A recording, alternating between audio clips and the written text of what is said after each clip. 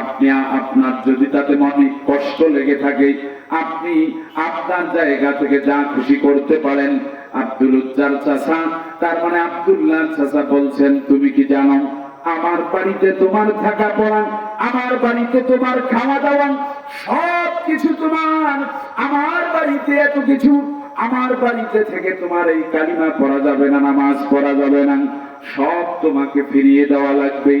আব্দুল্লাহ বলছেন, আমি সব আপনাকে ফেরত দিতে রাজি আছি, কিন্তু কালিমা ছাড়তে রাজি নাই। বলুন মারহাবা।